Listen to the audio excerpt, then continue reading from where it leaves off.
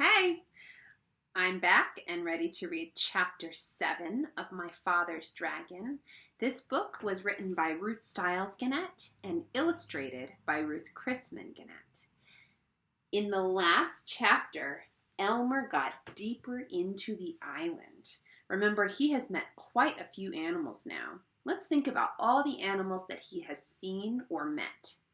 There was the mouse, who thought his backpack was a rock. There were the tortoises, who thought he was a monkey carrying his sick grandma on his back.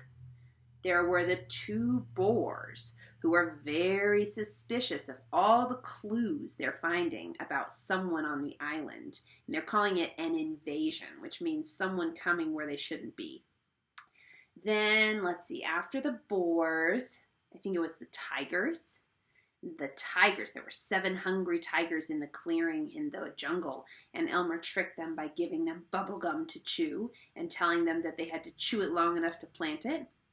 And then he saw the boars and the mouse on the trail again, but he found his way to a secret pool where there was an angry rhinoceros who was very upset that Elmer was in his private pool. But Elmer found out that the rhinoceros was sad that his trunk wasn't as white as it should have been, and Elmer gave him a toothbrush and a toothpaste. And that made the rhinoceros so happy and so busy brushing his tusk that he forgot all about Elmer and did not help the boar when he came asking about the invasion. So now we're on chapter 7, and there's a picture right here on the very first page. And look at Elmer. He looks pretty happy there. He's got a big smile on his face. I wonder what's going to happen, something to make him happy.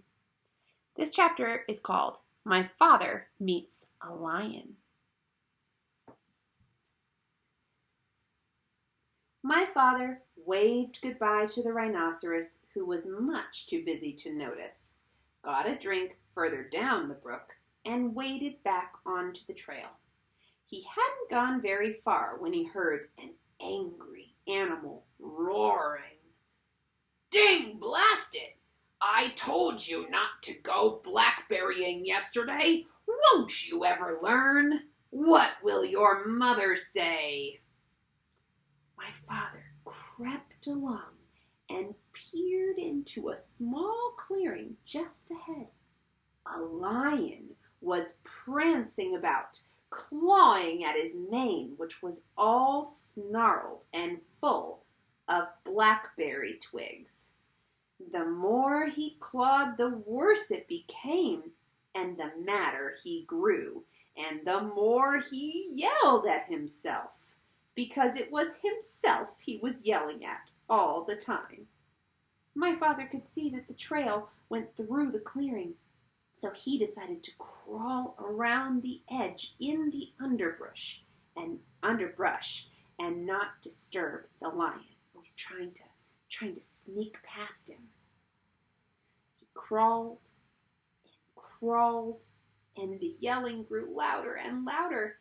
Just as he was about to reach the trail on the other side, the yelling suddenly stopped. Excuse me, that lion voice gave me a tickle in my throat. My father looked around and saw the lion glaring at him. That means that the lion sees him and is looking at him and is angry. The lion charged and skidded to a stop a few inches away from Elmer. Ooh, there's a picture.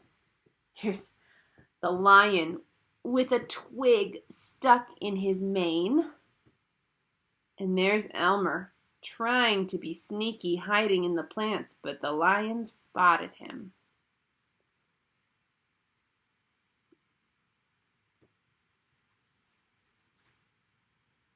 "Who are you?" the lion yelled at my father. "My name is Elmer Elevator." "Where do you think you're going?" "I'm going home," said my father. "That's what you think," said the lion. "Ordinarily, I'd save you for afternoon tea, but I happen to be upset enough and hungry enough to eat you right now." picked up my father in his front paws to feel how fat he was. My father said, "Oh, please, lion, before you eat me, tell me, why are you so particularly upset today?" "It's my mane," said the lion. A lion's mane is the big poof of hair that goes all around their face. "It's my mane," said the lion, as he was figuring how many bites a little boy would make. "You see what a dreadful mess it is, and I don't seem to be able to do anything about it. My mother is coming over on the dragon this afternoon, and if she sees me this way, I'm afraid she'll stop my allowance." Oh, that means money that she gives him. "She can't stand messy manes, but I'm going to eat you now, so it won't make any difference to you." "Oh, wait a minute," said my father, "and I'll give you just the things you need to make your mane all tidy and beautiful. I have them here in my pack." Ooh, more good stuff in his knapsack. "You do?" said the lion. "Well, give them to me, and perhaps I'll save you for afternoon tea after all." And he put my father down on the ground. My father opened the pack and took out the comb and the brush and the 7 hair ribbons of different colors. "Look," he said, "I'll show you what to do on your forelock where you can watch me. First you brush it a while, and then you comb it, and then you brush again until all the twigs and snarls are gone. Then you divide it up in 3 and braid it like this and tie a ribbon around the end." Oh, he's teaching the lion how to braid his hair. As my father was doing this, the lion watched very carefully and began to look much happier. When my father tied on the ribbon, he was all smiles.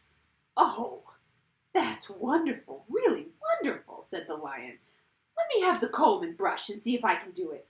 And so my father gave him the comb and the brush, and the lion began busily grooming his mane. As a matter of fact, he was so busy that he didn't even know when my father left. Oh, and look at this picture of the lion. He looks so happy, combing and brushing his mane, and you see the braid at the top with the ribbon? That is very funny.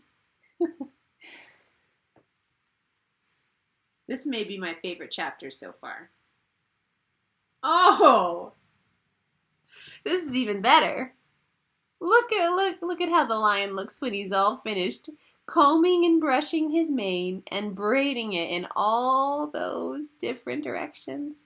Did he put all 7 of the ribbons in? Let's count the bows.